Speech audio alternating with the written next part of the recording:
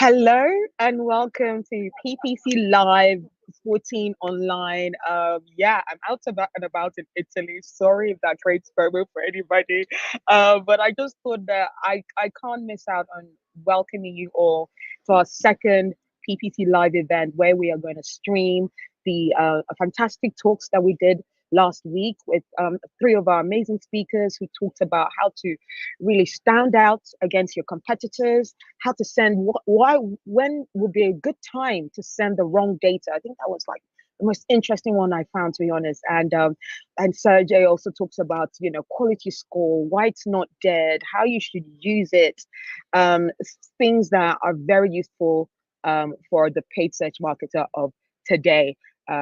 So yeah, really, really grateful to have you all here. One of the speakers actually, like one of the people who came told me earlier on, just before like 10-20 minutes ago, that they're going to put a presentation together for their team to see, just about the talks, because they were there and they loved it, and their team should be really making the most of this. So those are the kind of talks we deliver, and I'm really grateful that you're here. I also want to give a big shout out to the moderator who's going to lead the rest of this event, Jyll Saskin Gales. She's been a fantastic supporter, a PPC Live ambassador, and really flies the flag of PPC. There needs to be more knowledge sharing about it and freely given. So really grateful for Jyll, really grateful for you, and I will hand it over to her. Thank you, and I hope you enjoy the rest of the show. To our second PPC Live Online. I'm your host, Jyll Saskin Gales. I use the pronoun she and her. I'm a Google Ads coach, ex-Googler, and the founder of the Inside Google Ads course and podcast. I am thrilled to bring you this exclusive live recording for free on YouTube and LinkedIn of PPC Live number 14. For those of you who may not be familiar, PPC Live was founded by Anu Adegbola, and she founded this event because there weren't many like this out there.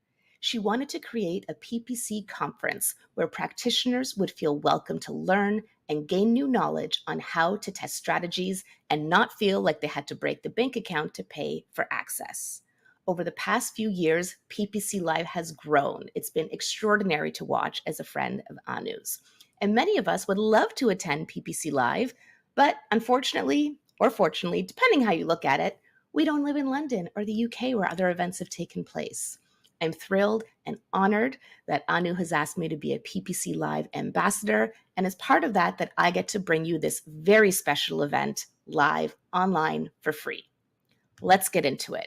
You're going to hear the full presentations from our three PPC Live number 14 speakers, and then after that, we're going to have a panel right here to answer your questions with some of those speakers. First up, let's hear from Lottie Namakando. They're the Director of Behavioral Science and Innovation, and they're going to talk about how to use competitor insights, behavioral, and audience insight data to show you how to move your strategy planning to a human-centric approach. Let's take a look.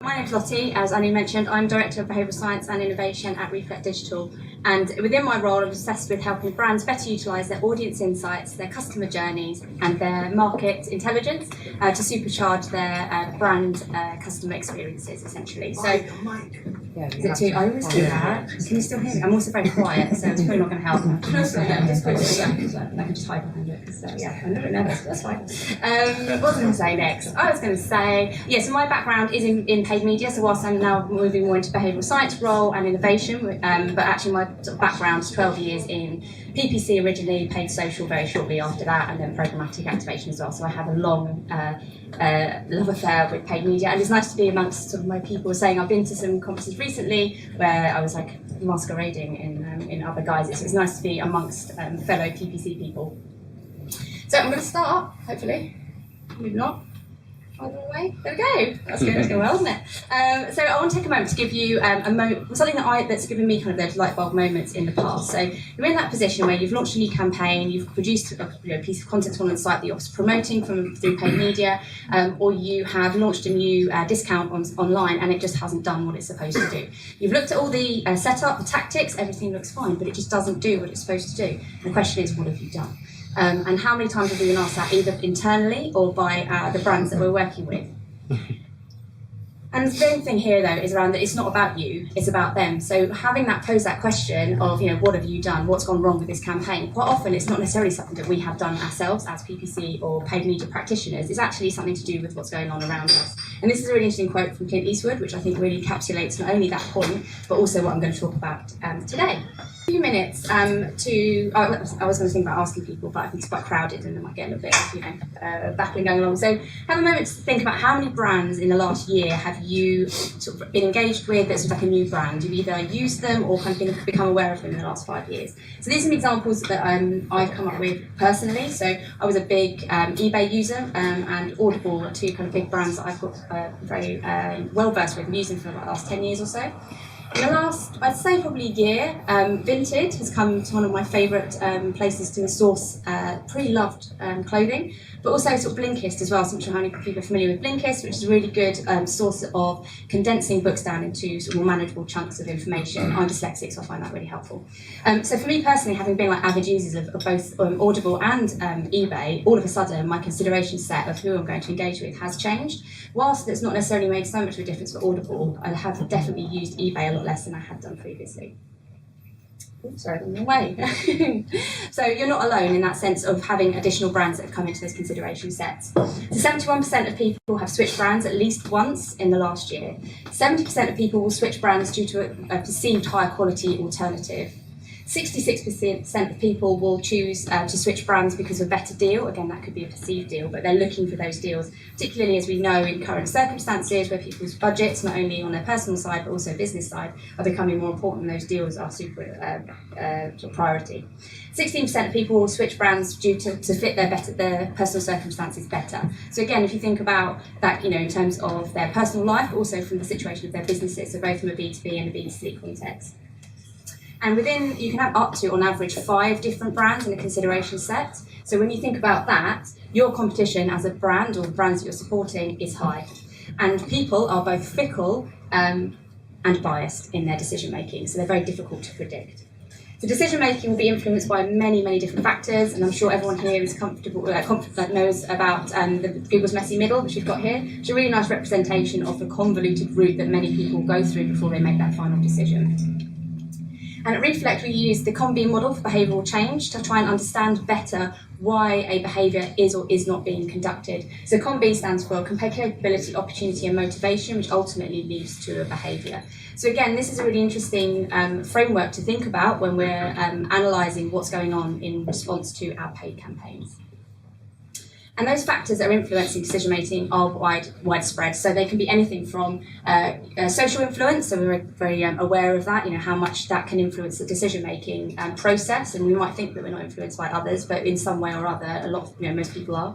Emotions, I think that can be an underrated one. When we're doing a lot of persona work, people will have personas that produce that emotion doesn't come into it. At the end of the day, we're people, and everyone has motives and decisions, and to some degree will be influenced by the emotions that they're feeling. But other things like default decision fatigue, people can't be bothered, they want the easy option. We'll talk a little bit more about some of those later. So do you know exactly what is currently influencing your customers' decisions right now? And can your search performance be judged by the tactics alone? And hopefully you'll agree with me that the answer is no. So hopefully you've then got the kind of your own light bulb moment. So when you're in that situation again and you're thinking, what's gone wrong here? It's actually you think outside the box, not necessarily what's going on specifically and what you personally or your team have been doing. So you need to keep your finger on the pulse of your customers and also your competition's tactics and strategies. That's difficult to say. So I'm going to talk you through some examples. So I've got quite a lot of experience of working in the experiential gifting space, so we're going to touch on that. So many brands ultimately do the same thing, whilst they might have their kind of USPs, but ultimately very few brands are kind of on their own and no one else offers the same product that they do. So experiential gifting is a really good example of this. So we've got 3 brands here, which I'm sure many people here are familiar with: Red Letter Days, Pleasure Experience Days, and Buy a Gift. Now, if you look at the home pages on these brands, whilst the promotion on here does differ slightly, ultimately the offering that each of these brands have is exactly the same. They all offer driving days, they all offer gifting for family members, they all offer dining experiences, etc. If we then move on to the search results page, obviously step back into what someone has searched for and then been shown on the search results page. This is just some examples here. So we've got red letter days, where within their text they're focusing on credibility, availability and validity. So talking about 12 months validity, next day delivery, and obviously the official in the ad copy. Moving down to buy a gift, we've got focus more on validity and emotion here. So again, 12 months within the headline, but giving a loved one a unique experience. How lovely and warm feeling does that make you feel? Moving on to version experience days, it's about range, it's about discount. There's a very different feel for those 3 ads. They speak to very different needs from the person, but which one of those is the most important? And you need to think about what your message, what impact your message is going to have, what you're expecting someone to do at the back of it. And all of a sudden, the product offering is different when they're exposed to those 3 ads on the search results page, which ultimately is that first sort of window to the brand. And they've used nudges to encourage a lot of behaviours. So just so everyone's on the same page, a nudge is a small tweak to the environment that can have a positive and big impact on behaviour without limiting choice, which is a really important point to note. So we've got some examples here of nudges. So we have nudge cards, which unfortunately I didn't have the chance to bring with the kind of late notice, but if you go on our website, then you can request, I think, to get some nudge cards sent to you. But these are some 3 examples, and everyone's probably quite familiar with nudges, but maybe don't use them in the same sort of, they've never used it in that context. So we've got that, made me panic then. I was like, is that me? Am I really sorry?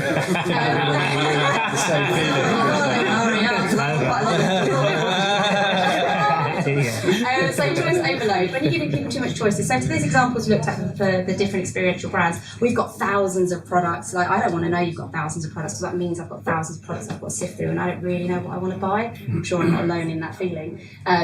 So giving people too much choice is not necessarily the right thing. Scarcity effects, people tend to assign higher value to items or opportunities that are perceived as limited. So obviously we're very familiar with that, with the idea of countdown ads. We're giving that sense of kind of this, this is something that is not going to be around forever, so we need to capitalise on this. And then present bias, people prioritise short-term rewards over long-term gains. So again, if we're looking at the examples of, we've got 12-month validity, and it's actually quite interesting in that sector, of particularly during COVID, of like how important 12-month validity was. It was important then. I'd argue, is it so important now? Do people really care more about the fact that you've got 12 months on my ticket, my voucher, versus I'm going to get 25% off? Which one of those things is more important? So, hopefully now you all know the theory, but what do you do now? So first of all, you observe like any good scientist would. You look at your competition and your customers. So what did they do in the past? So I think, again, we're quite used to looking at like the now, like what are we up to now, but actually look at what did they do in the past, what did your competition and what do your customers do previously, what are they doing now, what are they up to right at this moment, and what do we think they might be doing in the future. So having a go at that forecasting bit, which I know we really love so much. And there are loads of different sort of ways to get this information. So for example, using things like sort of keyword coverage, your competition USP monitoring, which I will talk a little bit more about some of these processes in a moment. From a customer perspective, search and social listening, which hopefully everyone's fairly familiar with. Things like customer journey mappings, understanding what's going on, but messaging tests as well. And understanding what your data you need is super important. So there are lots and lots of different platforms, some of which are paid, but many of which aren't. And there are ways to get this information if your budget is small, which I think is super important, because when we are in a situation where maybe the brand we're working with doesn't have loads of budget, we still want to be able to provide these insights, but we can't necessarily pay out for some of these more expensive tools. And another really important thing to consider is who your competition are. So I can't count the number of conversations I've had with brands where it's like, oh, well, these are our competition. Then you show them these brands, they're not our competition, but they're on your search results page, they're in your auction insights, they are your competition, whether you like it or not. So there could be the difference between who the brand perceives as their competition and then who is actually competing with them in the search results as well, which is also really important. A good example of this is Amazon. Everyone's, oh, there's no point worrying about Amazon. Well, I don't think that's true. You need to keep an eye on Amazon. Sure, you're not going to be able to compete with them necessarily, given depending on which business you are, but you need to know what they're doing, because otherwise how will you know what impact what they're doing is having on your own bottom line? And then deciding on the frequency of data acquisition, which again will depend on what tools you're using and obviously the capacity and time you've got available within your team. So an example, a really easy example of how to do this, because I've gone kind of more simple, because obviously the tools themselves are fairly clear in how they deliver it, but you can document this insight over time. So getting those screenshots of the search results pages is a really simple way of understanding, okay, well, what was showing at that point. Obviously, that's a snapshot, and as we know, there's lots of different snapshots throughout the day. But it's still really helpful to give a little bit of an indicator of like, what kind of messaging are we expecting, or what are they showing, and keeping that record through time. So what did it say? What did the content say? And that could be kind of anyone, as long as it's sort of structured and stored in the correct way, so that you know exactly what it's showing. Also reviewing customer data on a quarterly basis. So again, I've had so many brands are like, oh, we looked at our customers last year or 3 years ago, and it's like, well, things are changing so quickly, like that's completely pointless. Now, you might find that actually there's not massive amounts of change, but platforms are changing, communication styles are changing, what people are changing, what's prioritising based on what's going on around them is changing. So doing that more frequently is really important. And again, that can be a relatively sort of easy thing to do. It doesn't have to be a costly process. And ultimately, you're building a bank of knowledge. So I don't want anyone to go away thinking, oh, well, I can do this tomorrow and then I'm going to have all this insight. It's great. This is a slow burner. This is a process of taking this information in, gathering that data and insight, and then looking at what you're going to do with it, which we'll talk about in a moment. But it's really about building that up. And a really good example of this coming up for anyone who's in retail is obviously Black Friday coming up. So that can be a really good chance to test this out. So start that process of examining what's going on the search results page with your competition in that lead up, documenting that. You may be able to action some of the insights based off what you're seeing this year. It might be that you'll store that for next big peak that they've got, or next year when they've got the next Black Friday period. But this is a really nice opportunity to start this now from a retail perspective. If you're in a sort of B2B sector, again, identify where those big peak periods are and where you might actually have sort of changes and what you think might be going on. But for B2B, typically it's more of an ongoing process of like keeping that main sort of eye on things throughout the year. So once you've got all that information, you've observed what's going on, you then can plan. So consider what influences the fact of the decision making that you're going to ask somebody to do. So you've got all of these offers and sorry, I'm just not trying to thought. Offers and availability, but actually they'll have a lot of like T's and C's that are involved in that. Understanding what that is super important, and deciding, okay, well, what kind of actual promotion are we offering? Like realistically, what is the consumer actually going to get? You can then take your content calendar. So I know from a PPC perspective, like some places do this. Like we very much like to bring together the SEO and PPC sides together, so we can maximise on those learnings. So having that content calendar, overlaying what the content push is from an SEO perspective, as well as then what the promotions are going to be that we might be putting live from a page perspective. And then you overlay that, so you've got your data with your competition's content calendar. And again, you do this based either anecdotally, or you may already be familiar with what's going on. Also, this observing process will help you fuel this. And all of a sudden, you've then got your content calendar, their potential content calendar based on what they've done previously, and you can start to identify where there might be differences in terms of what you're offering versus what they're offering. And then you can test. So remembering all the time that the variables you're testing are not just your own. So again, it's like, oh, I'm doing this test. It's great. I'm doing this. Again, it's not what's going on around you. You're not the only one who's got a Black Friday deal going on. And your test, I say two-sided. That's technically not true. It's lots-sided. But you're testing your copy against yourself. You're also testing it against whatever's going live for your competition. And then finally, you evaluate. And you can plot your research over your own performance data. So this is click-through rate data for one of our clients. You can then put your own brand promotion. So you can see actually that's having this effect on our click-through rate. Then you've got when your competition brand promotion went live, because it may not be the same time, or it might be a different offering, as we've already discussed. You can then look at, okay, well, what kind of impact did that competition have on our own performance? And you can explore the impact your message has had, and you can decide how to adapt your strategy. So again, in those instances of like, well, this hasn't gone how we wanted it to, what do we do now? Doing this approach allows you to potentially be more agile and responsive, and that's super important. There's no point planning, we can be planning these strategies at 6 months, a year, maybe a week, in advance of actually going live. But if it is more of that longer term thing, these are decisions that have been made on data that's very old, like what's happening now, and actually that may not be valid still, and it's really important to be able to be flexible and agile with that decision making, so we're not stuck with the wrong plan because we can't move it. And that way it ensures your brand can respond to those changes. And it will be instigated either by your competition with what they're up to, if they've launched something new, or by your customers' needs, because remember, that's going to change throughout the periods as well. So to recap, We've got thinking about your brand is more than just thinking about your own, your own world. You've got your observations, looking at your customers and your competition. Your planning based on your research that you've gathered through that observation phase. Your testing to look at what consideration of all the different variables that will come into play, and then you're evaluating. And all the time you're thinking about what your competition are doing at the same time as you. As I mentioned, you can start as big or as small, so this isn't something that you've got to pay out for a really expensive tool to do. Google Transparency Centre is not perfect by any stretch of the imagination, but it still can give you some insights. You can do search reviews. There are other tools like social search and social listening tools. You can look at this on a monthly or weekly basis, again, depending on where you're in your calendar. If it's a peak period, I'd suggest more frequently weekly, possibly daily. During your more sort of lower periods, maybe it's monthly, weekly, but again, that depends on how much time you've got available. And what's super important is in creating that repository, tracking that information and deciding, like reviewing it and deciding what you're going to do off the back of it. It's all well and good having this great repository of information when no one actually uses it. And the risk ultimately with not doing this, so actually I looked a lot about trying to find some stats to demonstrate that sort of how many brands are using competition, sort of monitoring how many aren't. Interestingly, they couldn't find any stats. But from my own experience, not having that sort of finger on the pulse of your competition and your customers means that you are reducing your credibility when the other brands around you are appearing to be more in tune with your customers and you're just not. That will become much more obvious compared to what you might think it will be. Losing market share, obviously if they're more capable of adapting to the needs of the customers and of what's going on around them, then you will be squeezed out. Become less irrelevant.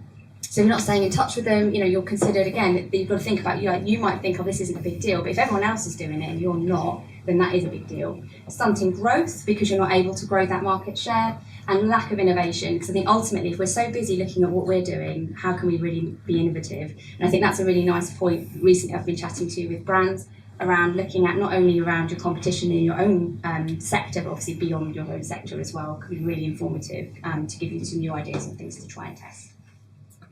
So hopefully I've given you lots of food for thought, and next time you're posed that question of what happened here, you can have a good repository of data, or at least a place to think about, let's have a look at what's been going on elsewhere in the market. And I'll leave you with the thought that it's not about you, it's about them. And thank you. So you can run my LinkedIn slide.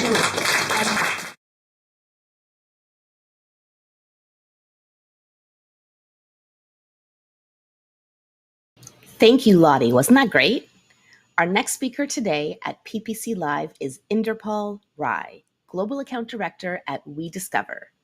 They're going to share a case study with us about whether you might be sharing too much information with Google or not. Color me intrigued.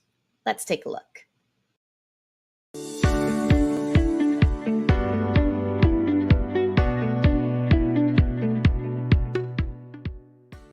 So I'm Inderpaul, everyone calls me Indy, as you can see by my name badge. The QR code is my LinkedIn if you want to add me. I've got a scheduled message with all the links that I talk about here, including the deck and some case studies as well. So that's going to go out at 9 PM today. I work at We Discover as a group account director. For anyone who's ever seen any of our talks previously, our founder presented at PPC Live earlier this year as well. We tend to do a lot of interesting things with data and a lot of things that aren't necessarily conventional or best practice. And today I'm going to talk to you about when it's right to send Google the wrong data. So, I'm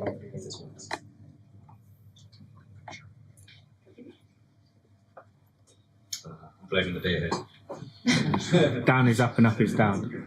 There you go. There we go. We're in. Cool. Now, I've been in this industry for about 12, 13 years, and this is probably the most truest statement about PPC. Things are constantly changing. It's been that way since I started in it, and it can be scary. We can get frustrated with Google with all these changes and having to adapt to it. But if it wasn't like this, I wouldn't be in this industry. I actually find it quite fun. I find fun in the challenge of trying to figure out what Google's doing and how can we get the best out of it. Now, going back to 2015, they introduced Customer Match. 2016, we used to have right-hand sidebar ads. At the time when they removed them, people were up in arms. Actually, in hindsight, it cleaned up the results and it's a much better user experience. Standard text ads were deprecated. ETA, so expanded text ads, were launched. In 2017, this is still a sore subject, but they absolutely brutalized exact match. So exact match is no longer exact, as we know now. And in 2021 was probably a pretty big year, actually, when it came to the advances of AI and automation with the launch of Performance Max and also getting rid of one of my favourite match types, broad match modified. R.I.P. RIP indeed. And ETAs actually eventually were deprecated. So they brought out RSAs, responsive search ads, and they actually kept ETAs for quite a while, and they actually deprecated them only a couple of years ago. Now, a lot of these changes, which is where a lot of our frustration lies, is they're taking away our control. So by killing exact match, they basically allowed misspellings, different meanings of the word to appear in 2017. So it wasn't truly exact match. And actually in 2021, I believe it was, they actually added the ability for function words to be applied to the search term. So even words you didn't target in the exact match query can appear. So it sounds quite familiar. That's exactly what broad match modified was. So by killing broad match modified, they actually replaced exact match with broad match modified without us even really knowing. And in 2020, which is another biggie, which was a quite frustrating time, they restricted the amount of search terms appearing in our search query reports, not allowing us to break out and as many keywords and exact matches that are working for us. But the reason for that, is around their advances around AI. So I mentioned responsive search ads. A big reason for responsive search ads was the many, many different combinations of ad copy that could appear in your ads for various keywords. So I mentioned about getting rid of broad match modified, not allowing you to easily break up things as exact match. The reason for that was Google wants you to consolidate your account into fewer campaigns. Remember back in 2012, 2013, we used to have close to thousands of campaigns where we actually broke campaigns out by campaign, by match type, by every, like single keyword ad groups, you name it, we did it. And it's gone the complete opposite now. And RSAs was a feature brought to basically mitigate the fact that you have so many keywords in the same ad groups and campaigns now. RSAs should have you covered in that regard, and you have to trust Google to serve the right ad copy to the right keywords within that ad group. And in 2021, they launched Performance Max, so another reason to consolidate and reduce the amount of campaigns you're appearing on. And the one thing that every year people speculate, are they going to get rid of keywords altogether? And it feels like they're going to do it. We don't know when, probably not as soon as people are speculating, but with Performance Max, with things like search themes, it feels nearer than it ever has done before. And how does it make us feel? You know, we're losing the control. We don't know what we're doing. We don't know how to get the best out of Google compared to the old days. Best practice is no longer best practice. And for those that played The Sims, that's certainly how I feel, boxed in. I don't know if anyone ever used to do this to The Sims. Raise your hands, anyone used to do this sort of sadistic stuff? Oh man, there's a lot of sickness in this guy. I do too, don't worry. But yeah, they're boxing us in, that's what it feels like. But the reality is, our jobs have changed. It's not the same as it was 10 years ago. And one of the statements, so I started agency side, so I was agency side about 5-6 years, and then I went client side for about 7 years. My first client side role, around in the first year of that, and we had a chap who came in as VP of data, and this was one of the first statements he made to the entire business. So I worked for RS Components, FTSE 100 company, about 6,000 employees globally. The data was an absolute mess at the time, it still is a little bit to be fair, but a lot better than it was back then. But this is his statement: data is the new oil, and without it, this company is not going to go anywhere. It's been around for nearly 90 years now. If it wants to continue, we need to build a data ecosystem, basically a data warehouse. And that was his proposition, and that's his statement that led to it. This was back in 2017. And actually since then, I feel that that's been the statement across the industry. You may have heard this phrase before. And since 2017, around that time, a lot of businesses we work with, agency side, companies I've worked for, it's all been about how do we consolidate our data, our business data, that allows marketing teams to utilize this data within Google Ads, within Meta, etc., within email as well. Ever since then, as PPC marketers, certainly, we've been obsessed with sending Google the right data, send as much data as possible, as much revenue as possible, many orders. We don't want to lose any data. We're losing cookies, we're losing conversion data. This is a disaster. We need to sort it out. Because increasingly, there's not many levers we have to actually affect Google performance. And actually conversion data is one of the few things that we have. So it's understandable. And often we're doing the things that Google are telling us, moving to broad match, moving to PMax, and it feels like we're not getting results. Who here utilizes PMax? in their campaigns, quite a few. Keep your hands up if you feel like you're getting great results compared to before. Very few hands, not sure, bit of both. Yeah, I get it. But our jobs have changed. So there's this concept of PPC doctors, pilots and teachers. I don't know if many of you are familiar with Fred Valley's. He's speaking at SMX tomorrow and Friday. Is anyone going to SMX London? A few people, yeah. Go, if you haven't heard of him before, definitely go see him. He used to work at Google before starting his own company, Optimizer. I believe, I'm pretty sure this is a fact, someone fact checking this, I think he was on the first team that actually built Quality Score in Google Ads. So he knows his stuff, and Optimizer's all about automation.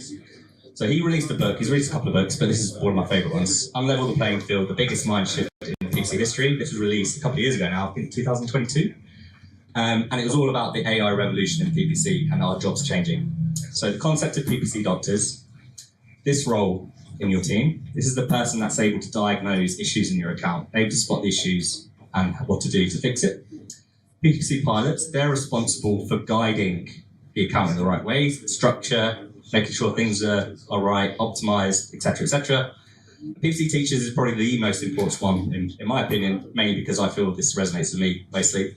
But a PPC teacher's role is to make sure the algorithm is getting the data it needs to give you the right performance. It's machine learning, it needs to learn, it needs someone to teach it. And Google's not going to be able to figure that out on its own. So, this case study that we're talking about, which the point of this title is, we worked with a client which focused, it's a bit of a marketplace for removals, so they basically matched van drivers who had availability of vans and matched with people that needed delivery drivers moving home. Now, when we took them on, they were purely focused on growth. They were VC-backed, or they are VC-backed, they have a lot of investment, they have budgets that blow pretty much every delivery company out of the water for advertising. Don't do much in SEO. So they were very reliant on PPC. And when we took their accounts on, it was very much an account which I'd say came from 2013. It was all broken out, exact match, single keyword ad groups, manual bidding, believe it or not. I know I nearly choked on my water or beer when I saw that. And we did all the right things. We moved into a modern search structure. We tested automated bidding. We had to prove to them that automated bidding was better than CPC. I know, crazy, but obviously that worked. We did all these great things. We were delivering growth, 20% year on year every month since we took them on, so that was great. And about a year later, suddenly their investors say, we want efficiency. Stop spending all this money and we want to see efficiency, but we also want to see the same amount of revenue coming through. So that was a big challenge for us. So essentially, can't even see those arrows, but yeah, CPC, they want to see CPC go down, ROAS go up, CPA go down, all the standard metrics. But they don't want to lose any volume at all. So yeah, pretty tricky. Option 1, bid strategies. As I mentioned, we already tested all the bid strategies. We tested CPA, we tested target ROAS against manual bidding. Didn't leave us much more with regards to testing in that regard. We pretty much did everything you could. Ad copy wasn't really going to move the dial. Obviously, it's important to refresh your ad copy, but you're only going to get marginal gains from that. It's not really going to make such a big difference. It's obviously going to make a difference, but not to the level that this client wanted or their investors wanted. And thirdly, keyword mix. So for a client that's e-commerce, it's probably a little bit easier to change the way performance is going because you've got thousands, if not hundreds of thousands of products, depending on the retailer, that you could change the keyword mix on what you're advertising on. You could go for higher ticket items or lower ticket items that might be cheaper to bid on. For a removal company, there's only one service. There's only one theme, really, that you could bid on. There wasn't that much bigger mix of keywords that you could actually adapt that to try and tailor performance. So we had to do something drastic. We had to go a little bit scorched earth. And what we did is we edited the values of 14% of the revenue data. So we're actually sending the wrong revenue data for 14% of their bookings. So cooking the books. And you're probably asking, why the hell would we want to do that? Well, there's a concept, some of you may have heard of it, called perverse incentives. Now, this perverse incentive is when you're doing something, you're implementing a strategy or a policy, and you're trying to get a certain outcome out of it, and the exact opposite happens, an unintended consequence of your strategy. And I'll give you a couple of big examples of that in play. So the Great Hanoi Rat Massacre of 1902 in Vietnam. the government in Hanoi had a really big rat problem. Some of you may have heard of this before, but if you haven't, they had a big rat problem, and to incentivize getting rid of the rats, they basically put out a reward to the citizens of that city. For every rat tail people would collect and give back to the government, they would get a cash prize or cash settlement. And sounds great, but what happened was, if you can guess, the population of rats doubled, tripled, massively multiplied, and the government couldn't work it out. So why is this happening? And what was happening was people had gamed the system. They had realised you don't have to kill a rat to take its tail. We just chop the tail off, release the rat back into the city, let the rats breed. Hey, more rats, let's get more tails, and making a hell of a lot of money and not doing the thing that the government wanted. A perverse incentive. Now another one, a bit more sadder than the first one, but the Four Pests campaign. So in the late 50s, early 60s in China, there was the Great Famine. And one of the leading causes of the Great Famine was this campaign that they ran in the late 50s. So Chairman Mao had been told that various insects and animals were killing a lot of their grain. And 4 of those rats again, so unlucky rats, nobody likes you. They're also insects such as flies, mosquitoes, and strangely sparrows. So Chairman Mao had been told sparrows eat grain, which was true, but they also ate locusts, and locusts ate a shitload of grain and only ate grain. And because they incentivized people to get rid of sparrows, as that population dwindled, you can imagine what happened to locusts. They multiplied and ate loads more grain, and were one of the leading causes of the Great Famine as a result. Wow. Insane. Again, perverse incentive. Oh, hold on, backwards. So yeah, that's what a perverse incentive is, and that's what we think was happening with our account, hence editing the values, and I'll explain why. So we were seeing CPC and CPA inflation randomly at certain points. Looking at an average, it looked okay performance, but in certain points of the year, we would see inflated values, and this wasn't the standard Google inflation of, we'll increase in CPCs. This was sporadic and random. We saw every time a very high value booking came in, it made performance really volatile. And this happened every single time. So I'm talking a booking that was, 4 or 5 times the average order or average booking. But why was this happening? So we found out eventually, it took a bit for a while to figure this one out, but speaking to the client, we found out their sales team was artificially increasing the price of bookings in certain areas of the country when supply was really low for vans. And we had no idea about this. So every time they did this, Google saw a really high value, and Google thought, oh great, we found the exact right person, we found the exact right profile, let's find more of these people, let's increase our bids. It's misled the algorithm, let's increase our bids to get more of these people. But it wasn't Google that drove that high value. Yes, Google got the booking because we served an ad and that person clicks, and if we didn't have an ad, we might not have got that person. But they weren't responsible for that increased revenue. But Google was chasing these high value conversions, and you can think about it as someone who's on a fruit machine or slots in a casino. Imagine someone's won big on a machine. You're not going to go into that machine and put loads more money in to see if you can get more out of it. Chances are you're probably not. This is what Google were doing. They're buying lots of lottery tickets, trying to get more of that. But it wasn't necessarily a pattern that they could understand. So again, perverse incentive. We were sending really high value bookings and expecting Google's algorithm to react favorably to that, but it wasn't. It was actually having the opposite effect. It was not getting that revenue. It was increasing our ROAS at the end of the day by increasing those CPCs for no returns. Now you could ask, easy solve. Let's add a big cap, let's stop those high CPCs. We thought about it. We decided to look at the data first before we did that. And capping CPCs would actually lose us incremental revenue. So actually, after the £10 CPC mark, it had zero difference to our ROAS as an average across the year. Obviously, in those volatile periods, this went a bit haywire, but on the whole, when these high value bookings weren't coming in, hyper CPC is absolutely fine. And if we chop them off, we wouldn't get revenue from other times of the year.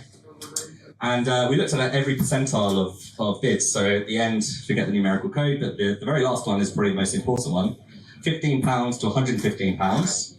We're getting just as much ROAS performance as everywhere else. And there's actually no real relationship between there's no decrease in ROAS as CPCs go up for this specific client. So putting a bid cap wasn't necessarily going to solve our problems and actually probably going to make the situation worse. So we needed to find a Goldilocks solution. So we needed Google to stop reacting to these outliers, these really high values. You know, it's quite a hot thing to do for Google, too hot in terms of porridge. But we didn't want to remove them altogether. The other thing we could have done is we could have just, you know, edited, rather than editing the values, just don't send them those bookings. But those bookings were still important. We just didn't want the algorithm to be so sensitive to it. So we wanted to test limiting Google's sensitivity instead. We need to find the right balance, that not too hot, not too cold solution. And we didn't want to kill the bookings from occurring in the first place. And using offline conversions, so OCI stands for offline conversion import, we could artificially limit that value. We could edit the revenue values. So it's basically an offline file that we send to Google for conversions rather than using the tag. We could actually change the values. So what we did instead was we capped the distribution of value. So we looked at different percentiles, so the top 10%, the 90th percentile, or the 95th percentile, top 5%, or just the upper fence in general. And we came to deciding the 95th percentile felt right in terms of that value. So 90th wouldn't have gone far enough in terms of bringing that value down. It wouldn't have, 90th percentile would have taken too much out of the equation, so things that weren't necessarily outliers. Upper fence would have actually probably not capped enough off. So 95th percentile, we felt, looking at the data, someone smarter than me figured it out, but 95th percentile seemed like the right solution. And that basically affected 9% of our conversions. So they were the conversions that would be impacted our top 9 conversions, and that would represented 14% of our revenue data. So cooking the books to see if this would solve our problems. And the results, yes, it did. So CPC went down by 9%, ROAS went up 26%, and CPA down 13%. So it worked. It took a while to get there, but it worked. And if you want to hear more about this case study, we've got it on our website. It goes into more detail about the analysis done to figure this out, written by the data scientist who came up with the solution for us. So yeah, I'll just stay there for a bit for those that are trying to get QR codes. I will post this link out on LinkedIn as well if you miss it, so don't worry about that. Now, this strategy might not work for your business, and that's absolutely fine.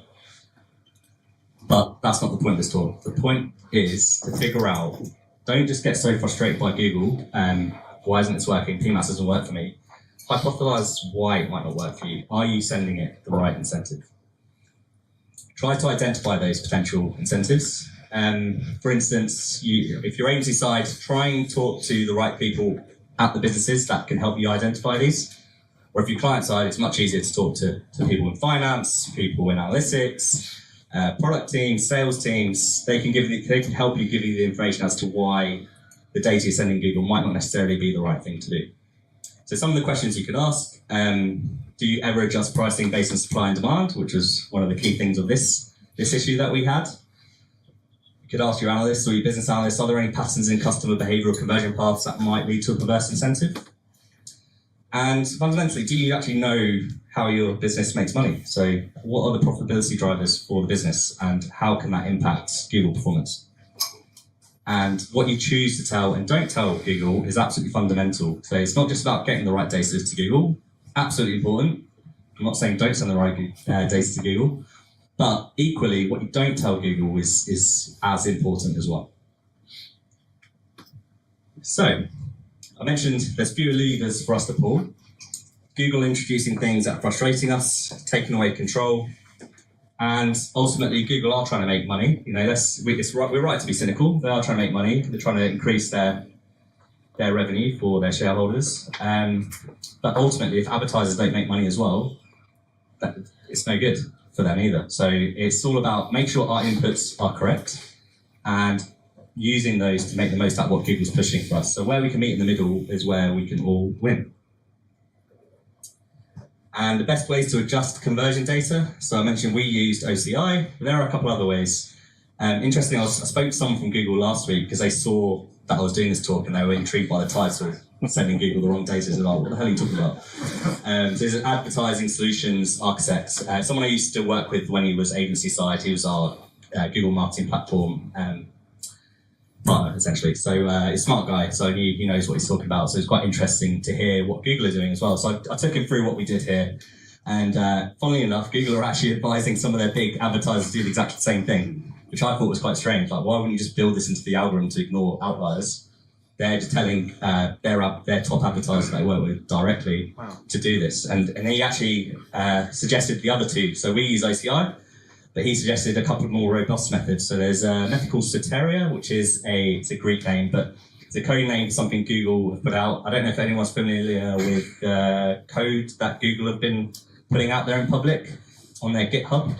So there's a link to it on this slide deck, but they've every now and again, their engineers are releasing things to the public. They claim it's not Google supported or Google endorsed, but it's labeled Google.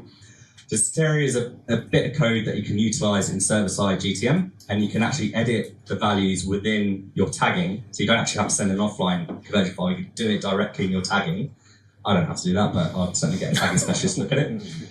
He says that's the most robust way to do this. The second method he recommended was the measurement protocol with GA4. So very similar to OCI, but with Google Analytics.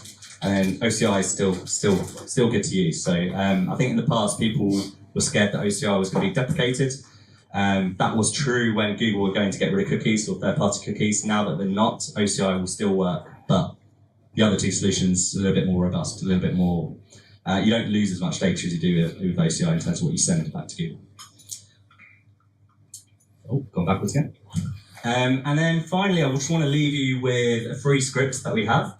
So I mentioned before, big caps wouldn't have worked for us in this situation, but big caps have absolutely worked for us with other clients. I'm sure a lot of you have had success with big caps as well.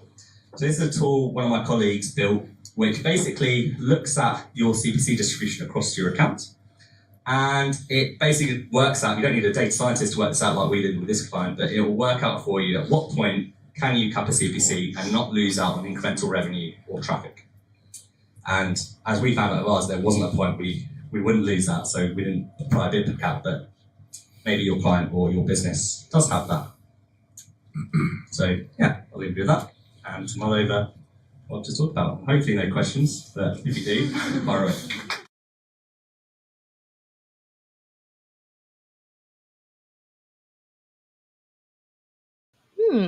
That's one that's going to make you think, right?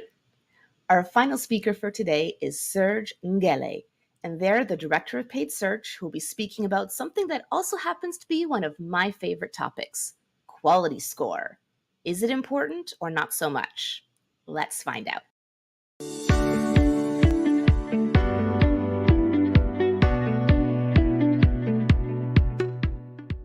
So this image, apart from reminding me how my hairs were 20 years back, which is a nice job for my creative director. Name and shame, please don't do that again. No, I'm joking. So more seriously, this summarizes the type of conversation I had with PPCPs over the past few months about quality score.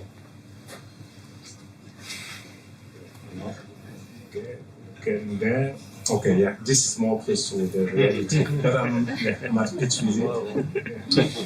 The survey Anu were mentioning, here we are. Looks like a quality score, no one is interested in it. We have 38 votes here for it to be statistically relevant, it to be 45, but at least this gives a kind of trend where we are. So this gave me an opportunity to ask you the straight question. Is quality score dead? So PPC expert, what do we think? To help you, I would start with saying, if you think quality score doesn't matter anymore, okay, you are all up, so raise your hand for me. And if you think quality score is still relevant, raise your hand. Okay. And if you are more kind of pragmatic and you think it depends, raise your hand. Okay, so it's balanced. Yeah, I wasn't expecting it to be that way. Anyway, let's go. Because I asked you the question, it's fair for me to answer. So when I started my career, quality score was unknown. I thought that my PPC job was just to increase and decrease bid. Well, not that far from the reality. That was a PPC back in the day with big Excel file where you just export your keyword and then increase or decrease your bid regarding your average position, which is now impression share. And then I discovered quality score as I grew with my expertise. That was a revolution. So really, that's what make PPC the job we love. So we can activate stuff and optimize our account far beyond just the bid perspective. And now I'm more pragmatic and I do what my PPC account required to be optimized. So let's travel back into the time, back when PPC was quite simple. It was you bid high, you have the top position, was that simple. That was PPC. But that system was, could have been, we wouldn't have had job today because it could have been done by a chief financial officer or accountant, just increasing and decreasing bid. And then in 2005, a revolution happened, a true revolution. So Google entered the market and they disrupted everything. They entered a bit before, but in 2005, they introduced quality score. Quality score, which is a measure of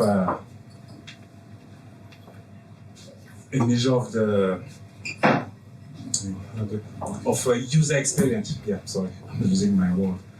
So when they introduced it, they just the argument was to be the first search engine in the world, and also thinking, okay, a system where bidding the bid amount is what determines if an advertiser is winning the auction or not is unfair. What about all small advertiser with no budget? And what about the relevance? So then they introduced quality score. And ever since, as Lottie mentioned, great mind. So yeah, when you have your PPC campaign, it's not about you. It's about your user. So if there is something to really take at this stage, it will be that. And since 2005, the determining factor in winning the auction was ad rank. Ad rank, which combined maximum cost per click and quality score. And it's fair to see, since introducing quality score in 2005, Google, they doubled their revenue in comparison to 2004. So it was really something, a revolution. And ever since, they've been growing their revenue. After COVID, it just went to another level. But they are generous with their revenue. I will just, I'm not saying this to be controversial, but yeah, I will talk about it later. So Google, over the last 25 years, they developed what I call the Google virtue triangle. So at the top, they are working really hard to be the #1 search engine, creating a place where searcher, whenever they want to do, they want to know, they want to go, or they want to buy, they will turn to, and just creating a space for advertiser to reach out to their audience. So it's a self-fulfilling triangle with a lot of dollars involved for Google, but yeah, as I said, they are generous with it, and yeah, just bear with me, I will tell you. So not a surprise if today Yahoo and Microsoft being combined are not even achieving 5% of the market. And I'm pretty sure all of you, when it's becoming serious, and I'm pretty sure you will be Googling everything I'm saying. So we turn to Google. So today, I'm going to demystify quality score. Quality score, we are all PPC experts. It's really subject to many controversy. We've seen with the little survey I ran that it's quite balanced. So we have a different opinion about quality score, but hopefully from tonight that will change. And secondly, how to leverage quality score. And third, in 2004, we have multiple campaign type far beyond Serge. It's fair to say at this point that quality score is only applicable on Serge campaign, but now we have PMAX display and so on, and even AI coming into play. So how we, as a PPC expert, are we facing those challenges? So quality score, about quality score, I told you I'm a PPC doctor. So imagine you are a doctor and your job is to make sure your ads are running and running well. So quality score would be like a card, a diagnostic tool. And that tool will be just like this thermometer, giving me the temperature. And from that temperature, it will be me to decide which medicine I will be applying to get performances. Just to give an image. And quality score is made of 3 components, ad relevance. So this is kind of matching the right medicine to a patient's symptoms. Second, landing page experience. So me as a doctor is making sure when patients come to my clinic, they are treated quickly. And third, expected click-through rate. This is the survey, making sure patients, when they visit my clinic, they are happy and get with a proper treatment. Quality score is an evaluation status, a score from 1 to 10, 10 being the highest, which of course as a PPC we will aim for. And it's a status going all the way from below average to above average for all the 3 components. So ad relevance, expected click-through rate, landing page experience, they could be attributed all those status. Quality score is a reward system. Remember, I told you Google, their mission number 1 is to be the first search engine in the world. So they reward advertisers, helping them maintain their number 1 position, and they reward them by a low cost per click. Now, quality score, really important, and yeah, I'm glad to see your attention. So write this down. So yeah, what quality score is not. Quality score is not an input in the auction. I will say that again. Quality score is not an input in the auction. However, it influences your performances, because yeah, Google will be looking at your bid and your quality score to make sure you have to define the ad rank. Second, quality score is not an actual data. So quality score, in fact, is based on historical impression on exact searches over the last 90 days. That means whenever you check your Google Ads account, whatever you will be seeing, it will be a backdated picture. And let me illustrate this with this patient came to the clinic, had on a diagnostic. They had a 10 out of 10 quality score, so brilliant, couldn't be any better. However, their ad rank was really low and they weren't showing on the SERP. So on this, remember we said ad rank, which is the determining factor in winning the auction, is a combination of CPC and quality score. So yeah, quality score is good. So that means there is something to do with the CPC. So to this patient, what I told them was, go back home, review your bidding strategy to ensure you have an efficient CPC when entering the auction. And quality score, funny enough, Google didn't make it straightforward. So to have your quality score, you have to work a bit. It's not a default metric. So 3 steps. I know that we have a diverse PPC crew, beginner all the way to expert. So this would be for the beginner. So 3 steps to find your quality score. First, you go at your keyword dimension. Second, colon, modify colon. And third, you'll get to your quality score, tick all of them, apply, and you will reach to this level where you have your keyword and then the quality score associated. you will have all the click component, ad relevant, landing page, and you will be able to see what's going wrong, basically. And for the more advanced people, when I came, I had a conversation with Lee. Is that Lee? Okay, yeah, we had a conversation. This is for you. And all the other. So quality score, you will have to calculate it at account level. It's basically an Excel calculation, but yeah, we PPC people, we love Excel, don't you? So yeah, all good. So yeah, it will be a pivot table basically at keyword level, and export Excel CSV of your keyword. Second, those are the steps, so you follow, and yeah, you will have slide if you guys are struggling to show your appreciation, I will be able to sort you, so get in touch. Yeah. And then we get to this, so you have your quality score at account level, and it will also be broken down into ad group. So you can see at account level, how are you doing, and also for each ad groups, and then you can take action. This is just an illustration how quality score is powerful. So we can see that the advertiser paying the lowest cost per click is the one winning the auction. They are winning it simply because they have the highest quality score. And even if we push, we can see advertiser number one, they are willing to pay £5, but they are third in the auction.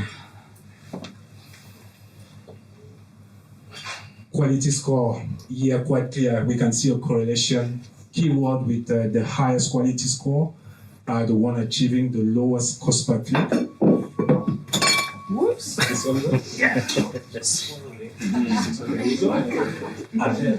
Okay, yeah, let's go back.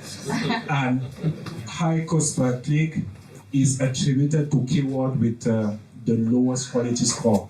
And we can even see there, keyword with high quality score are the one winning, getting the highest percentage of search impression share. So fair to say high quality score equals low CPC and high impression share. Some actionable tips. So yeah, I want you to go home and from tomorrow have something to really action right away. So firstly, it will be to make your ads relevant. So over here, you will have those, but yeah, I will focus on you need to demonstrate your solution and answer a question your user might be having, a kind of reverse psychology. Second, how to improve your click-through rate. Yeah, I will just pause on, okay, I will stop on pausing zero impression ad groups. This is just a silent cancer decreasing the word quality within your account. So really important. And on this one, you might remember or not, but since March, Google is automatically pausing ad group with zero impression. But they are taking ad group with zero impression over the past 13 months. So you don't have to wait 13 months. So when you run your optimization, look at those and really pause them. I can see you have a burning question. So is it so that's ad group, not keyword?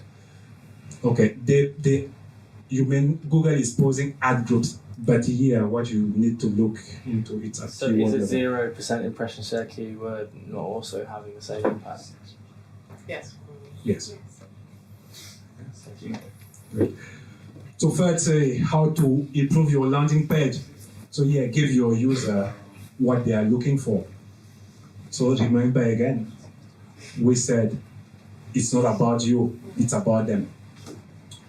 So going quickly, taking this patient came to us, and we run the quality score calculation. So really low at account level, really poor. Let's focus into the energy transition ad group. So this is what those guys are doing. So they are expert in decarbonization. So yeah, one for you to Google.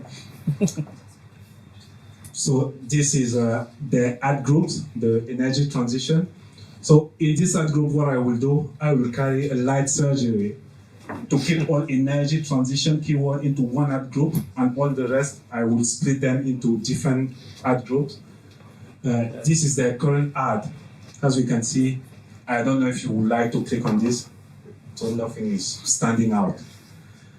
So the prescribed ad, so those guys, you are good at what you do, so we'll have a nice headline, energy transition expert, so you know those guys, they know what they are doing. Description line, they are offering innovative and cost-saving solutions, so we'll make that clear. I'm pretty sure you want to click on this ad. I do. Oh, okay. Have my wallet. So I promise, I told you Google is generous with their cash, so we are going to see it here. This was a patient we received in the clinic, a charity client, so they came to us with their Google Ad grant account. So those accounts, they have a specificity. It's basically Google so generous that they offer charities up to $10,000 per month to spend, well, on Google, not on Pink. Yeah. So, and they can spend those. So charities, they struggle to spend those 10,000. When they came to us, they wanted basically to, optimize their spend. And the specificity of Google Ads grant account is that they have only one campaign type, the search campaign type. So they can't do pay max, they can't do any. They can do it very soon, by the way. Oh, interesting. And but for now, only search campaign. So a perfect example to illustrate how we can use quality score. And I'm having a theory with it as well, is that they give charities with one hand a flavor of advertising on Google, and if they need more, have to invest and have a product, they will be spending. But yeah, that will be for another PPC live. So this was the finding in Jan when they came. Their average cost per click was really high, 5.20. They had most of their ad groups were pretty congested with more than 25 keywords. Their ad quality was really poor. So yeah, into the quality score check, 3.4, so really low. What we've done was an intensive surgery to split all congested ad group into teams. This is something Indy mentioned earlier. And then making sure we were matching the ad with keyword. We experimented different call to action, what they had on their page. We focus on zero impression keyword to get rid of all of them. And then, we post the one with a poor ad relevance below average. And the result, without surprise, we managed to lower their cost per click by 3 times. So from 5.20 to 1.76, they were able to get more traffic, recruit more potential donor, or even volunteer. So checking out the quality score went to 8. So from 3 to 8, and we have the result we've had. We are getting to the end, Fair to say, thank you, quality score. But from Google AdWords to Google Ads, what has been diminishing over the time. By the way, PPC person, when did Google rebrand it? So that's just the year, I want the year when Google AdWords became Google Ads. Anyone? Oh, yeah, good. Okay. Did we say PPC Live, PPC Expert? Yeah, well done. What's your name? Aisha. Okay, yeah, well done, Aisha. Oh, and yes, you said. So yeah, that's fine. So what have been diminishing, and Google AdWords in 2004, it's all those campaign types. So it's fair to say that search keyword triggered by keyword are diminishing as Google increasingly focus on user intent rather than only on keyword. And so yeah, what what this means for quality score is that the importance of quality score will be subject to each advertiser and the structure of your account. Do you have more search campaign or other campaign type? So really more strategically, we have many challenges coming. We have even the way keywords are working really changing. We have a conversational keyword, question keyword, we have AI. So those are really where we focus our energy. So in conclusion, while quality score might be applicable for now only on search campaign, its fundamental principle of ad relevance, landing page experience, and expected click-through rate remain crucial for any campaign type, and I would even say any challenge. So you guys, when going, are you, when doing your PPC, are you talking to the SEO guys to know what they are doing? So maybe that could be something to think about. So 3 takeaways from you. First, quality score, this is really important, and you won't have any controversy anymore. So use your quality score as a diagnostic tool. So it will be, as I've said, it will give you the temperature, but you will have to find the right medicine to see where you have to activate, to leverage. Is that your landing page, the issue? Is that your bidding strategy? Is it your ad, the problem? Second, to achieve efficiency, whenever you have your search campaign, quality score will still be there. We've seen it with that charity client. If you use quality score as you should, you will see result. And third, focus on the overall strategy. So in 2004, PPC is quite evolving. So yeah, that's to the question. So yeah, you've been waiting, and I promise I've been working hard. So I don't know. Is quality score dead or alive? Alive. Of course, quality score is alive. But before we go, something to think about. Has Google Ads evolved? The question is, will quality score or perhaps an equivalent metric be applicable to non-search campaigns? So yeah, that's a question to think about. And this is me, Serge, your PPC doctor. You can add me on LinkedIn. I will be pleased to be in touch with all of you, and see how you are doing. Keep inspiring each other. Quality Score is alive, and we are live. Thank you for joining us live on YouTube and LinkedIn for PPC Live Online. I'm thrilled to now welcome 2 of the speakers you just saw for a live panel. So if you are watching this live on YouTube or LinkedIn right now, please feel free to type any of your questions into the chat and we will answer them for you. Please welcome to our virtual stage, Indy and Serge. Thank you both of you for being here. Hello, pleased to be here. And for those who might be joining the live thanks for stream a having little me, late, because we've been live Jyll. more than an hour now. Indy, would you like to quickly introduce yourself to folks? Yes, sure. I'm Indy. I'm an account director at WeDiscover. So I've been there for about a year now. Prior to that, I've been client side for about 7 years. Started my career agency side for about 5 years. I've come back agency, so gone full circle and enjoying it. Yes, thank you. And Serge, would you like to give our viewers a quick intro? Sure. I'm Serge. I've been doing PPC for 15 years, in-house and in agency over the last 7 years. And now I'm working on my own with your PPC doctor, where I'm offering my PPC services.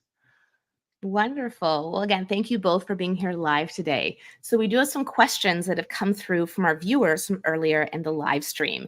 And the first 2 questions are more related to Indy's talk. So I'll ask Indy to respond first. And of course, Serge, feel free to pipe in if you like. So a question we had from the viewer, Indy, you spoke about feeding data to Google and perhaps intentionally feeding the wrong data. So this question is, how much time should anyone wait for the algorithm to work accordingly after you bring that offline conversion data back to Google? How long does that take to work, or how long should someone wait to see the results of that? Yeah, really good question. So it depends. It's a favorite answer. But typically, well, Google optimizes to around 30 days in terms of look back window of data. So ideally, if you're starting to import offline data for the first time into Google Ads, ideally you want to wait 30 days for Google to understand that data and what's going on before you start optimizing to bid strategies. But if you have a high enough volume of data coming in, 2 weeks generally is fine. Not any sooner than that, I would say. The crucial point, though, around when it comes to helping Google understand that data, it will only learn over those 30 days if you have it set as a primary conversion. If you have it set as a secondary conversion, Google will ignore historical data when you flip the switch and start optimizing to it. So if you set it to a primary conversions, you may already be optimizing to primary conversions for your online tag and then be concerned about double counting. If that's the case, all you need to do is simply change your bidding strategies from optimizing to primary to optimizing to a custom conversion goal. And you can select the online conversion tag through the custom goal instead. This stuff is confusing, right? But that's a great tip. Thank you. And this user actually had a follow-up question. Will uploading offline conversion data back to Google increase my cost per acquisition? Interesting thing to wrap your head around, right? So what do you think, Indy? Yes, if you're sending bad data or inconsistent data. So one of the troubles often when sending offline conversion data is if you don't set the data pipelines up correctly, it may break down in the process. So one day you may be sending data, the next day you're not, and then you're going to have to set an adjustment to Google to basically ignore those conversions for that day. Otherwise, the algorithm will go haywire. So it could either be bad data or it may be the pipeline broken in the process. So make sure you're sending consistent good data. You shouldn't see, hopefully, any issues with your cost per acquisition. Yeah, Serge, did you have anything to add to that? To that one, no. Teacher Indy is doing well. Just on your last point, Indy. So, what would you recommend in that case? Because it's really serious. If you take your offline data and have them wrong, you might just be disrupting your overall thing. So, what tips would you give to really make sure it's close to perfection when doing? Yeah, good question. I think the pipelines need to be correct in the first place. So either working with your data engineering teams to make sure that's in place. Obviously, as I mentioned before, wait 30 days at least if you can, at least a couple of weeks, but 30 days ideally, not only for Google to understand the historical data, but for you to understand if you should be uploading this data on a daily basis at least. So Google's getting that conversion data every day for the previous 24 hours. So during that period, you can monitor and understand, is that process working? Are you getting those conversions uploaded every day? Compare it to the online tag, the number of conversions between the two. There will be a difference because Google won't be able to match up all the Gclids in your offline data to the online tag due to cookie loss and all that sort of stuff. But there shouldn't be a wild difference between the two in terms of that delta. So if you're only seeing 50% of your conversions come through the offline tag versus the online tag, there's probably something wrong there. Typically, not anything more than 15 to 20% loss between the two is what I'd expect. Okay. Yeah, thank you. Was asking for a friend, by the way. Of course. Of course. And Serge, you spoke about quality score, which is one of these core Google Ads concepts. It was a core AdWords concept that a lot of folks ignore. And I agree with you, what you said in your talk, that is very much alive and well. And so in your experience in helping different business owners improve their quality score, what are a few specific things that someone managing an account can do to help improve quality score? What are some of the most common kind of easier fixes there to get quality score up? Okay. So yeah, thanks for that. As you've said, yeah, quality score used to really be that barometer of our job. I still remember when I joined as a PPC exec in one company 10 years or so. So our PPC team lead literally handed us with a little card saying, if quality score below 4, do this and that. If so, yeah, it was quite funny, but all that has disappeared with smart bidding. To come back to your question, the very easy fix would be looking at the structure of your ad groups. So what are your keywords and making sure your ad copy is really matching what keyword you're having, because most of the time a few advertisers, for bid for laziness or maybe lack of time, let's be not judgmental, they could be having ad group with where they just pop in all their keywords. So that will create an issue with their ad copy, where the ad copy would not necessarily be reflecting what they're having as a keyword, and that's creating a discrepancy. Quality score, the whole essence of it is to really make sure the user is getting what they are after. A quick one would be looking at the structure of the ad groups and making sure the ad copy is matching that. And in case of ad group with multiple keyword, the quick fix would be really take time and split. If you have 25 keywords, split them into 3 separate ad groups to have a team and make sure you have your message matching your keywords. And so, yeah. All coming back to the user, right? Although quality score is like a Google Ads diagnostic tool, it's really just a proxy for, are you showing the user what they want? Because if not, they're not going to click. Yeah, that's true. Now, a question for both of you. Broad match keywords, a controversial thing. Some folks are all in on broad match. Some folks are never broad match. Some folks are, it depends on broad match. I'd love to hear, Indy, what is your perspective on broad match? We're in Q4 2024. What's your perspective on broad match keywords? Use them, lose them, something in between? Something in between, I'd say. I think it's a necessity at this point in time. If you want to drive scale in Google Ads, it's pretty much broad match and PMax is the way to go. Essentially, with broad match, we've made mistakes in the past where we've gone too heavy with it and paid the price for that in terms of CPA and ROAS, taking a hit on that. So it's still the same as the old days of broad match, although it's much better than it was. It's a case of testing and learning into it slowly. And in terms of approach I'll take in terms of looking at exact match, which of the exacts are performing the best, where you want to drive more scale, start replicating broads to try and capture more of those exact queries. And then also under the guidance of Google, ensuring that your exact match keywords that are related to those broad match keywords are in the same ad group. The reason for that is so that broad can learn what to prioritize in terms of casting that net wide. So if you don't have any exact match keywords to tell Google and that broad match keyword, these are the exact matches that are more important to me according to this theme, Google will cast that net wide as much as possible. Whereas if you do give it those exact match keywords and it can learn from those, then it should, in theory, that net should be smaller and you should see better performance as a result of that. Interesting. So just to make sure I understand, then I'll come to you next, Serge. Your recommendation is to put exact match keywords in the same ad group as broad match because one of the signals for broad match is other keywords in the ad group and that helps focus it? Correct. Interesting. So devil's advocate, I'm not disagreeing with you, by the way, but devil's advocate, given that exact match is often prioritized over broad match, does that sort of make the broad match look like it's not working since exact match would match to those more exact queries, or do you find that's not a challenge? Yeah, it depends on how you look at it. So if you use broad match as purely as a scaling tool to understand what other search terms are there out there that I could appear for that I'm not aware of yet that could drive good performance, then it doesn't matter if exact match is performing better than broad match, as long as broad match is bringing in those queries in that you can then break out into more exacts. Ultimately, you don't want to be relying on broad match forever in terms of where you're getting all your performance in your account. Exact match still has a place for that and should still be the forefront of the bulk of your performance should be coming from exact match. So I don't see that as a concern. In terms of bundling exact into broad in terms of ad groups, it's another it depends as well. So if you have fundamental exact match keywords that are super important to your business, it might not make sense to have them in the same ad groups as broad because you want to be putting as much budget behind that exact keyword as possible.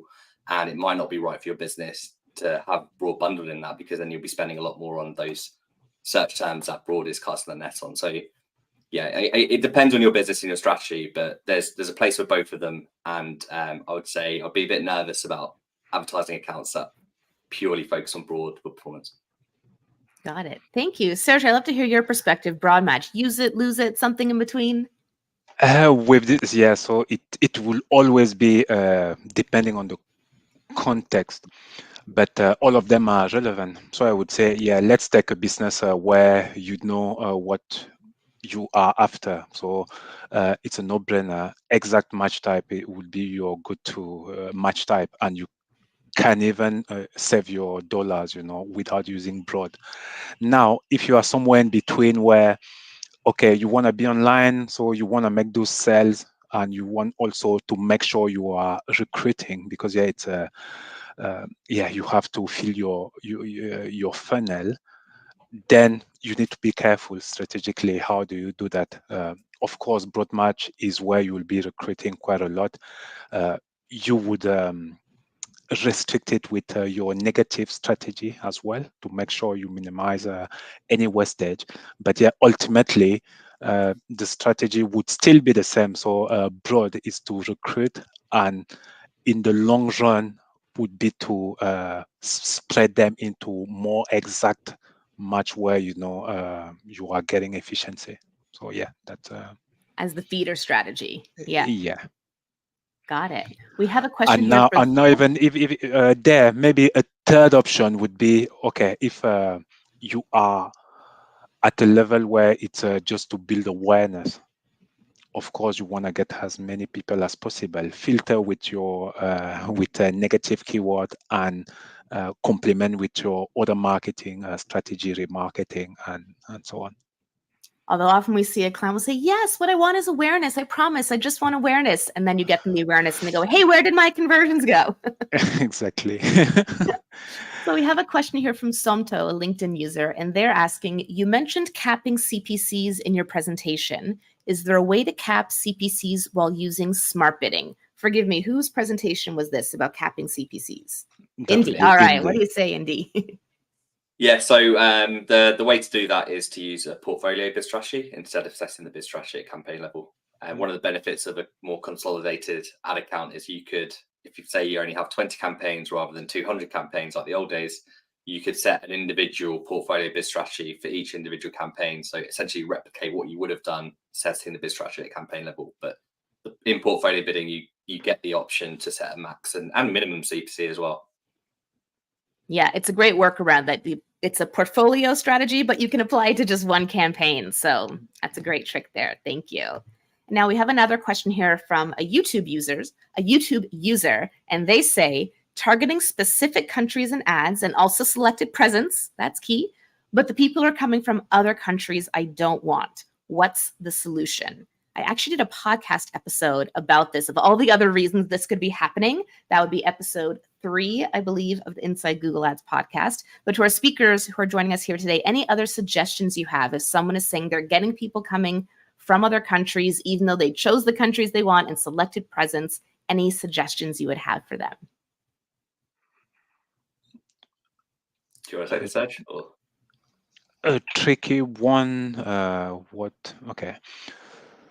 So in that case, this is unusual, and it's something definitely we should report to Google. However, having said that, if that happens, it will be to go into your location report and just exclude whatever it's coming there. That the kind of layer would be adding. There's not that much we could do.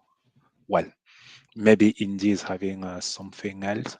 No, exactly what you said. So I'd use a report to see which locations are appearing, that ones that I hadn't selected, and I'd set a negative location exclusion for those. It's definitely frustrating when that happens. It doesn't happen I find it doesn't happen as much as it used to. It used to be quite wild with that, but every now and again it still does. But yeah, simply a negative location. But with that one, maybe you can talk to your rep and see if you can get a refund. That's what you could do, and then just review the frequency of running your location report to make sure you exclude them as quick as possible. Yeah, a few things I'll add, and again, I spoke about this in a podcast episode, is there actually are some campaign types that don't let you choose presence versus presence or interest, like demand gen and performance max. Actually, maybe it does now, it didn't used to.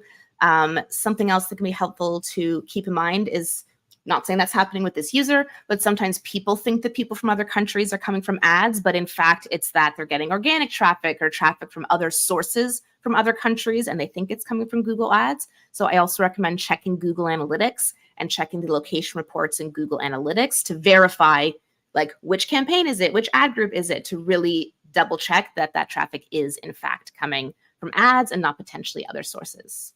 All right, we've got one more question here today before we wrap up our PPC Live Online live stream panel. And that is from Jack on LinkedIn. And they say, I've been seeing phrase match keywords bring in a wider range of search terms, especially within the past 6 months. I think we've all seen that, right? For example, I quite often see competitors' business names attributed to a service-based keyword. Is the best way to avoid this prioritizing exact match keywords? So I'm going to say one thing to this, and then I'll hand it off maybe to Serge or Indy, whoever would like to add. This even happens with exact match nowadays, Jack, unfortunately. So you could have an exact match keyword for your brand and pulling competitors or generic terms. You can have exact match keywords for service-based general terms and pulling competitors. So exact match keywords alone will not fix this. My go-to for this is usually bid strategy adjustments using either target CPA or target ROAS, because when I do that and make those targets stricter, it closes off a lot of the other terms that I don't want to advertise on, unless you're trying to do, for example, a competitor conquesting campaign. This strategy wouldn't work. But one lever I use for this is bid strategy target adjustment. I'm curious, maybe I'll ask Indy first, other suggestions you might have for folks who see this happening, since it is quite widespread now. Yeah, no, I definitely agree with the bid strategy approach, and the beauty of that is you don't have to have phrase match in the same ad groups as exact and broad. Having it in the same ad group as exact has no impact. There's no bidding signals that can pass through to phrase, so you can have them in different ad groups or different campaigns. So yeah, the bidding strategy technique will definitely work for that.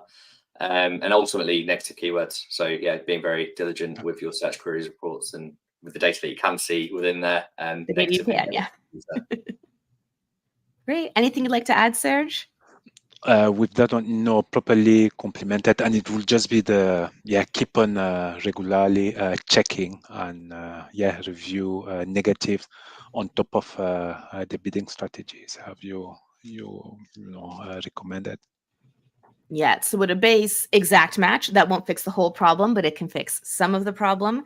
And then from there, bid strategy adjustments and negative keywords are going to be your friend, Jack. Well, thank you so much to everyone for tuning in live today. Thank you to Indy and Serge for also coming back and joining us live here today. It's such a treat to be able to ask you these questions and hear your perspectives. So thank you very much to both of you. Thank you to Anu for running PPC Live, and thank you to you for joining us live today. If you're not already following me on LinkedIn or subscribing to my YouTube channel, be sure to do that so you don't miss the next free PPC Live Online. Have a great weekend, everyone.